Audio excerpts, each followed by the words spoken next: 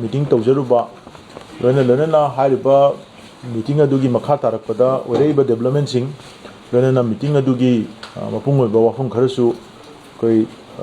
media gi kuthang dagi koi manipur miyam da amadi tongan ba koi maleng mafam da leiriba miyam sing de yaunanabagi masigi press meet asi tawjabani koi nahan mamang da sui koi na haijabaduni koi na handak chachakiba khongchat adu haukiba megi tang hum da laukiba manipur miyam gi dung laba people's convention gi warep sing adu gi makha tarakpada warep adu da yauriba manipur da thoiba crisis asiga mari leinaba issue sing asi koi india government gi level da koi wari sanaba amadi tangna tingnara kanda irang si losanana ba hona minagani haiba wafam adu da yumpham oira kanda megi tang ahum dagi warep lawra matung koi nimini chanbadagi koi madu engage tawna plan tawjarakpani adubu marak aduda hek nongalakpa nini chanbadagi di koi india gi western corridor da koi dum laba akanba pahalgam gi terrorist attack lakibaduna maram oira kanda koi indian army gi adum laba operation sindur haiba campaign aduna angakpa phangna koi western corridor da leiriba terrorist koi elements in the mathakta akan balan tawgibaduna india pumba amade koi manipur miyam yauna thokriba lan aduda solidarity utna leikibaduna maram oira kanda matam khara thindagi adubu thindakriba matam adu thinda jakhraga su koi haukiba megi tang kunga taret asida mifam tawnanabagi koi program adu final tawrapuna maram oira kanda tang kun taruk tai koi imphal thadok charaga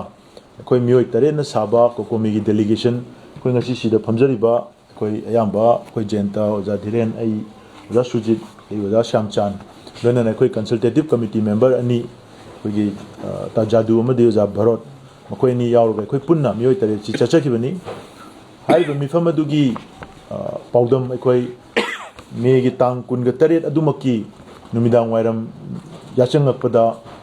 numid aduda pangthokiba adugi key points mayam amadi koi numid adugi miyamna pauche singna headlines da happy dana tonga pau sing da loina phongbi dana mayam da koi kangan jakre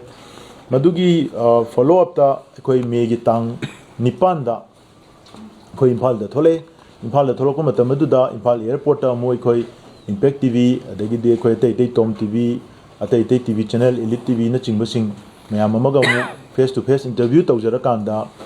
koi na chatlu bagi charapa paudum amasu muk koi airport adumak da muk thamjaki ra haiba aduga makha tarakpada ngasi se koi haukiba numinini humni sida koi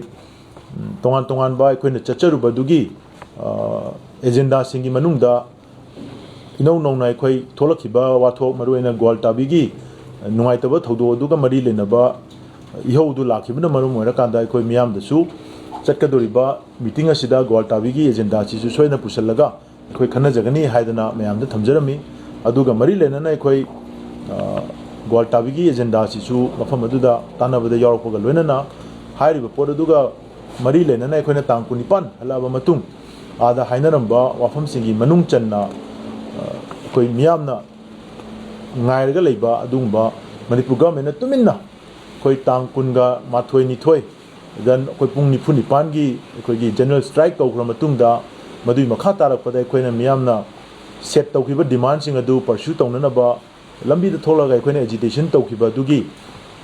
paukhum kariguma bakhal gi paukhum mamata koi manipur government amadi india government gi side gi laktana lekibadu koi na ministry of home affairs gi level da wari sabadu da Gwaltabi gi incident si yam serious oina koi na puthok chara kanda maduda note tawraga koi na thamjaramba demand sing miyamna masida talaga leiba demand sing adu loina mai koi na koi apology tender tohonba designation official top officials in resignation tohonba are inquiry committee gi chanaba yaroi daba area sing adu wafam sing adu loina thamjara kanda madu chapchana makoi na koi da thabak paikhalagani haiba haitraga su masida is reasonable oiba demand sing amadi miyam gi pendaba sing asi yauri aduna masi soidana koi authority da government gi authority da thamjara kanda action khara di tohonana bai koi hona jagani hadana makoina thamakhiba wafam aduga koi chanana koi tangkuni pane koi imphal da halaba matung numidang wairam da koi manipur government gi side gi koi statement ama tholok pa thengnei hairiba statement asida ꯆꯥꯎꯔꯥꯛꯄ ꯃꯈꯣꯏꯅ ꯈꯟꯕ